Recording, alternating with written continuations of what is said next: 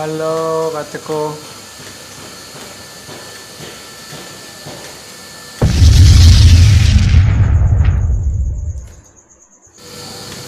Tinya video do aeroplan re kana tinya blog video do tin do blog video re chilka aeroplan na chilka nyelogoa ona barat ona bu nyela chilka dhara na thoda gan kati mecha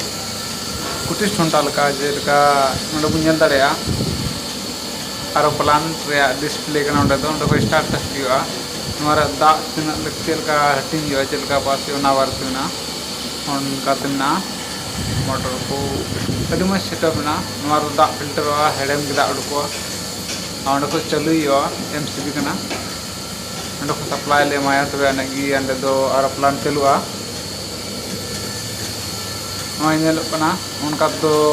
direct main दा जुना पटा civil दा को तकान ना दो चला ना को मेस और मिट दो बाहर टंकी चला लेबर को उड़ा ओकरा और नबी नेलेकान न थोड़ा गड़बड़ होइकना तो बाले हेक कान थना बाले नेलेकान थना ओंडे बड़ी कान दो ओंडे थोड़ा गड़बड़ ना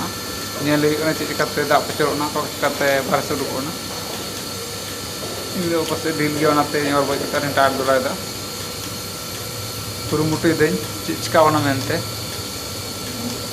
बांग टाइटोना लेकिन चिकाना भितरी लेकना कुछ गलती ना जोर में सारा nyal di putih थोड़ा गान tangga में से टिका दर करते nyal इतना चीज का अनगन के दा बंद करना संबंध करना वाह जोर जोर रावते और केमिकल दा जो ना तो ना पाइप तो ना सिरान दा पाइप का nyal pan जे कोटा तिजु को थे करना तहना ना दा रे वो जो ना केमिकल तो और मिसाल हो नी बंद करते के जस्ती बांग जो खाली पटास पटास का पे जो दा डब्बा बन जले कन या सदा डब्बा ना डब्बा दो केमिकल दा ना बारे ना अन्ना ता नोटा मेनकान साथे ओंटे बुझल दरेया नय नेलो कोना और मिटांग दमे माने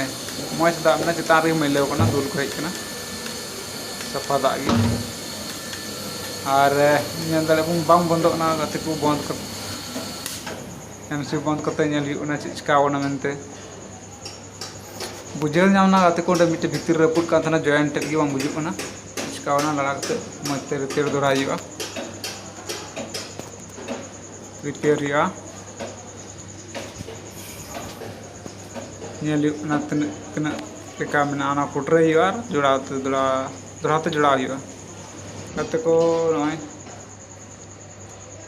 तो ठीक हुई कना नेल बुन चालू करते चलका हुआ तो से ठीक कना न्या आधार दो पुटरे के खाय दो कते को नितो दा मशीन चालू करते बांग नेलगोना तो बड़ी कना से ठीक कना मेनखान बुलबुल बिना पाट तो थोड़ा थोड़ा गेप गेप ना होय बिना भीतर पाइप रे ना पाइप गिरे होय दो डुब गिडका या का मशीन ते बोला का मशीन बड़ी हो जारेया मैं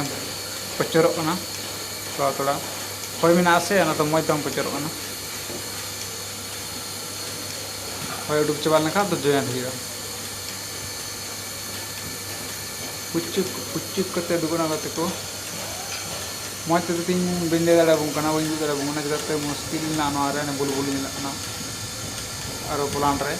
चेलका लेते बोले नौका चलुया अंका चलुया इंदो और चलो ठीक गया और मेस रे दाग जरूर कना मत वीडियो बन ना दाड़े कना उन हबी दो